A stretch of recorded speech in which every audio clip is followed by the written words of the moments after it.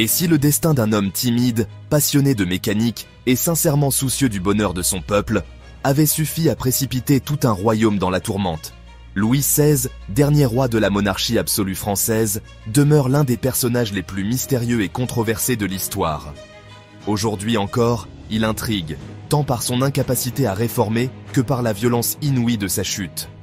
Comment un jeune prince élevé dans l'ombre, presque effacé derrière les fastes de Versailles, s'est-il retrouvé à la tête d'un pays au bord de l'implosion? Comment celui qu'on disait trop bon, trop réservé, trop humain pour le trône, a-t-il traversé l'une des périodes les plus explosives de l'histoire de France? Son histoire, c'est celle d'un homme ordinaire, jeté dans une tragédie nationale.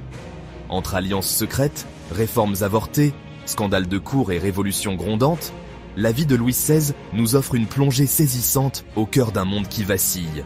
Mais derrière la légende du roi maladroit et du mari bafoué, que savons-nous vraiment de celui qui, un matin de janvier 1793, monta les marches de l'échafaud devant une foule en silence? Voici l'histoire méconnue de Louis XVI, l'homme, le roi, le symbole d'une France à bout de souffle, dont la fin allait bouleverser l'Europe entière. Louis-Auguste voit le jour le 23 août 1754, dans le décor éclatant du château de Versailles. À première vue, rien ne prédestinait ce deuxième fils du dauphin à porter la lourde couronne de France. Enfant réservé, il grandit dans l'ombre de son frère aîné, héritier naturel du trône, et se contente du titre de duc de Berry, sans autre ambition que de satisfaire les attentes strictes de sa famille. Dès ses premières années, le jeune Louis est plongé dans un univers où le protocole règne en maître.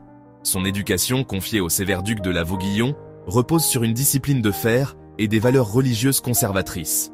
Peu enclin à briller en public, il préfère le calme des salles d'études et développe un goût prononcé pour les sciences, l'histoire et la géographie. Mais c'est surtout dans les moments volés, à la rigueur de l'étiquette, qu'il se révèle, passionné de serrurerie, il trouve dans cet art minutieux un refuge loin des regards et des intrigues de cour. Le destin s'accélère brutalement en 1761 avec la mort de son frère aîné, puis celle de son père, le dauphin, en 1765. À seulement 11 ans, Louis devient l'héritier direct du trône. Cette soudaine responsabilité le pousse à redoubler d'efforts, mais l'adolescent reste profondément marqué par la disparition de ses proches et par le poids immense du devoir royal qui s'abat sur ses épaules. Au lieu de forger un caractère audacieux, ces épreuves renforcent chez lui la prudence, la réserve et la peur de décevoir. Louis-Auguste n'est alors, aux yeux de la cour, qu'un jeune homme effacé, plus à l'aise avec des outils de serrurier qu'avec les jeux du pouvoir. Pourtant, l'histoire s'apprête à lui confier un rôle que personne, pas même lui, n'imaginait, celui du dernier roi absolu d'un royaume en pleine mutation. Mais l'arrivée d'une figure venue d'Autriche allait bouleverser à jamais son destin. En 1770, à seulement 15 ans, Louis-Auguste se retrouve au cœur d'une alliance politique d'une importance capitale pour l'équilibre de l'Europe. Pour renforcer les liens entre deux anciennes rivales, la France et l'Autriche, les diplomates imaginent un mariage qui scellera la paix. Le futur roi de France épousera Marie-Antoinette, la jeune archiduchesse autrichienne, fille de l'empereur François Ier et de la célèbre impératrice Marie-Thérèse. Derrière le faste des cérémonies, ce mariage n'est pas une simple histoire d'amour. C'est un jeu d'échecs grandeur nature, destiné à protéger le royaume contre ses ennemis. Dès son arrivée à Versailles, Marie-Antoinette détonne par sa fraîcheur et sa spontanéité, séduisant une partie de la cour tout en suscitant la méfiance des plus conservateurs. Pour Louis, cette union n'est pas facile. Il est timide, maladroit et peu habitué à la chaleur humaine, tandis que sa jeune épouse rêve de fête, de théâtre et de liberté. Rapidement, les regards se tournent vers le jeune couple, car de leur entente dépend l'avenir de la dynastie. La pression est immense, surtout que la cour s'impatiente devant l'absence d'héritier. Les rumeurs enflent, les moqueries aussi, et le roi, déjà réservé, se replie encore davantage sur lui-même. Pourtant, au fil des années, Louis et Marie-Antoinette auront 4 enfants, et leur vie privée, si souvent disséquée par les courtisans et les pamphlétaires, devient un terrain de spéculation, de jalousie et parfois de scandale. Ce couple, destiné à incarner l'union de deux nations, doit sans cesse affronter le poids du regard public et les attaques venues de toutes parts. Mais derrière les dorures et les sourires de façade, le climat devient de plus en plus pesant à Versailles. La France, elle, s'apprête à changer de visage, et Louis, désormais adulte, va devoir affronter le défi le plus redoutable, régner sur un royaume en pleine ébullition. Car bientôt, la couronne va tomber sur la tête d'un roi à peine préparé à porter le destin de tout un peuple. Le 10 mai 1774, le souffle lourd du destin s'abat sur le jeune Louis-Auguste. À seulement 19 ans, il devient roi de France et de Navarre, sous le nom de Louis XVI.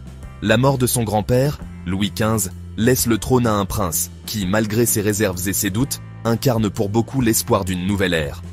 Le royaume, meurtri par des années de guerre et de scandales, attend de ce nouveau monarque une vague de réformes et de modernité.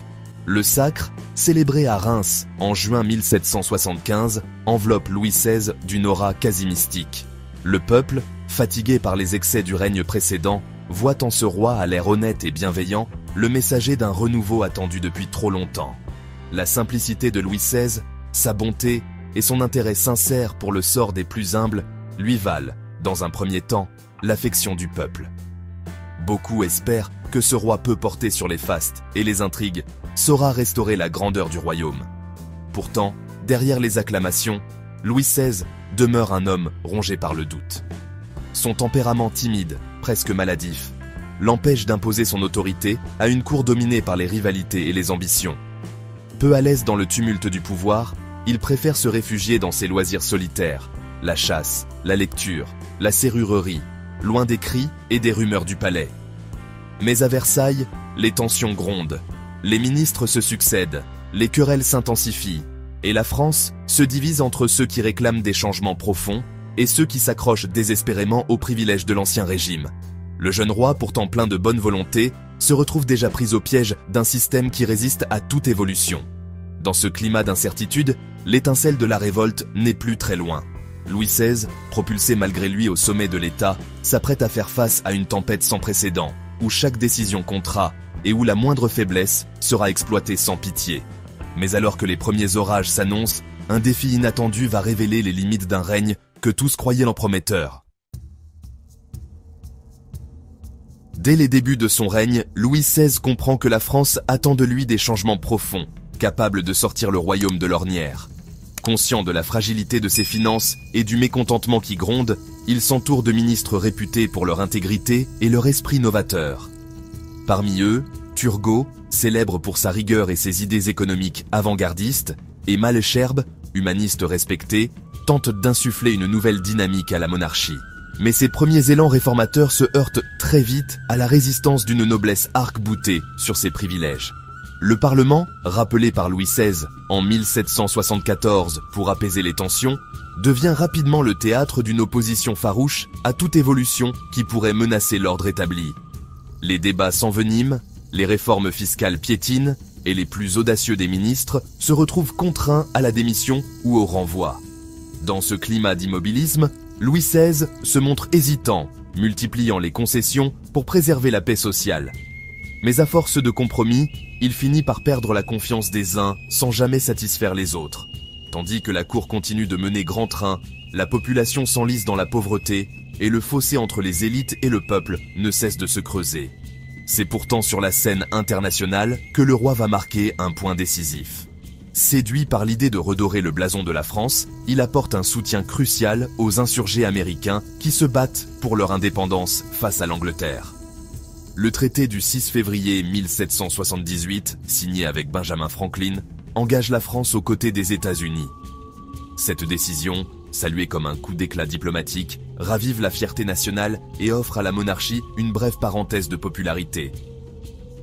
Mais derrière le prestige retrouvé se cache une réalité plus sombre. L'effort de guerre plombe définitivement les finances du royaume, déjà affaibli par des décennies de mauvaise gestion. À mesure que les dettes s'accumulent, l'État s'enfonce dans une crise budgétaire sans précédent. Incapable de mettre en œuvre les réformes nécessaires et prisonnier d'un système à bout de souffle, Louis XVI assiste, impuissant, à la montée des tensions sociales. Alors que les murmures de mécontentement gagnent toute la France, un vent de révolte commence à souffler sur le pays.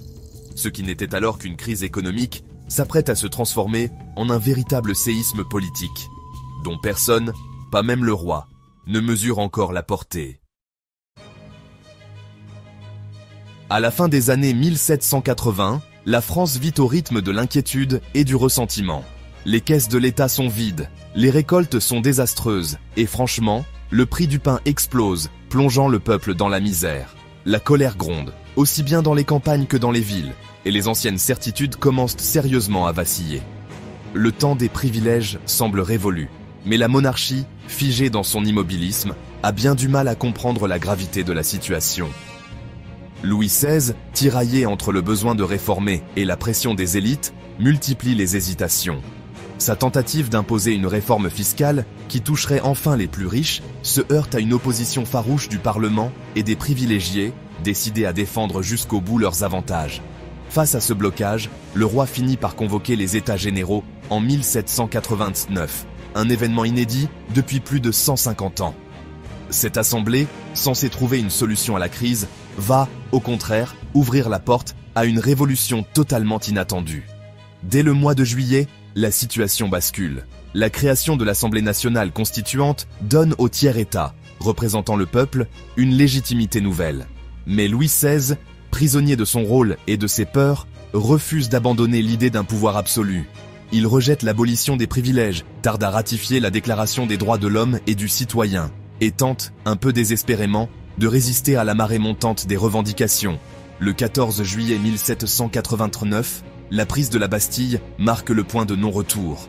Le peuple de Paris s'empare de la forteresse, symbole de l'arbitraire royal. Quelques mois plus tard, en octobre, ce sont des milliers de Parisiennes, excédées par la faim, qui marchent jusqu'à Versailles pour exiger du pain et ramener la famille royale à Paris sous leur surveillance. Les événements s'enchaînent, chaque crise engendrant une nouvelle flambée de violence. Louis XVI, de plus en plus isolé, ne parvient plus à rassurer ni à guider son peuple.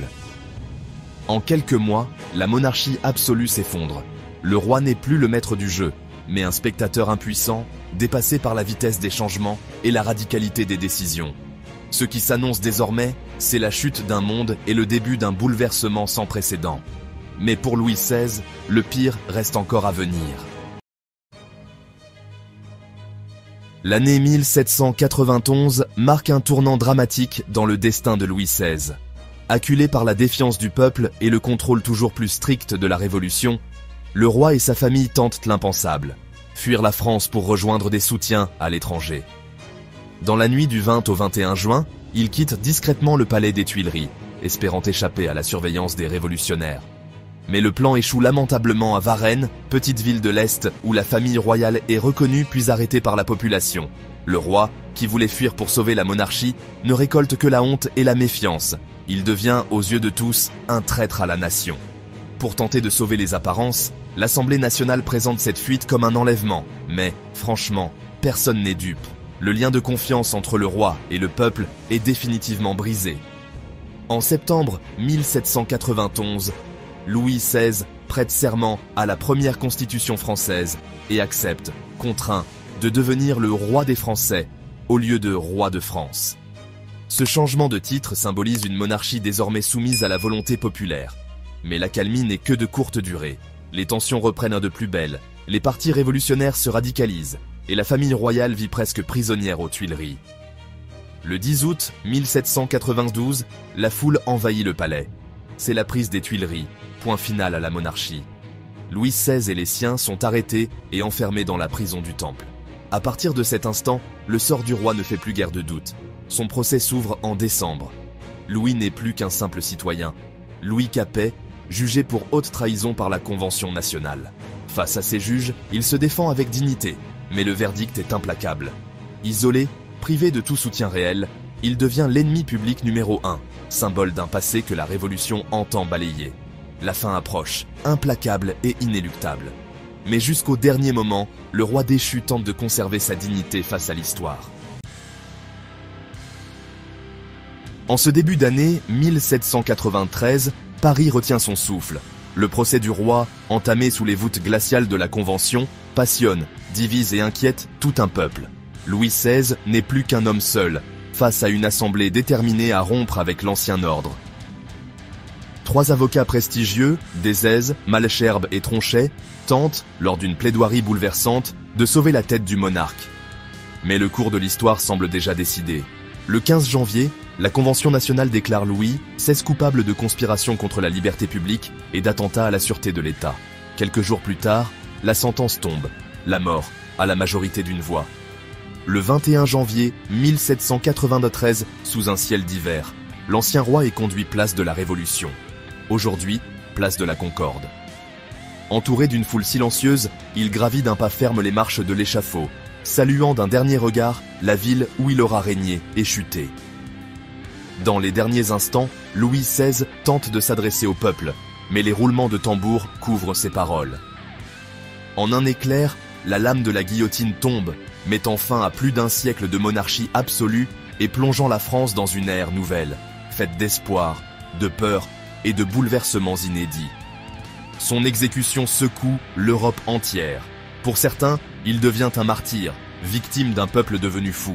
Pour d'autres, il reste le symbole d'une royauté incapable de changer.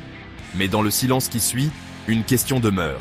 La mort de Louis XVI a-t-elle vraiment libéré la France ? Ou a-t-elle ouvert la porte à une tourmente encore plus grande ? Le rideau tombe sur la vie d'un roi dont le destin tragique continue de hanter la mémoire collective. Mais l'histoire de Louis XVI, loin d'être une simple page tournée, interroge encore sur la violence du pouvoir, la fragilité des hommes et le prix à payer pour la liberté. Louis XVI demeure aujourd'hui l'un des souverains les plus énigmatiques de l'histoire de France. Ni véritable tyran, ni héros romantique, il fut avant tout un homme dépassé par la violence de son époque, emporté malgré lui dans la tempête révolutionnaire. Sa vie incarne les paradoxes d'un pouvoir absolu devenu impuissant, d'un roi bien intentionné mais trop hésitant, incapable de trancher là où l'histoire exigeait des choix décisifs. Au fil des siècles, la mémoire de Louis XVI oscille entre compassion et jugement. Doit-on voir en lui la victime d'une machine infernale qu'il n'a jamais su maîtriser, ou le symbole de l'incapacité à réformer un monde en crise ? Sa fin tragique a bouleversé l'Europe, marquant la fin d'une ère et le début d'une autre, incertaine et tourmentée. Mais au-delà du destin individuel, l'histoire de Louis XVI nous rappelle que derrière chaque figure de pouvoir se cache un être humain, aux doutes, aux failles et aux peurs bien réelles. Sa chute a révélé, comme jamais auparavant, la force des aspirations populaires et la fragilité de tout système qui refuse d'écouter le cri du changement. Aujourd'hui encore, la silhouette de Louis XVI continue de hanter l'imaginaire collectif, comme un avertissement silencieux adressé à ceux qui détiennent le pouvoir. Nul n'est à l'abri des grands bouleversements de l'histoire. Et parfois, il suffit d'un homme, d'un instant, pour que tout bascule.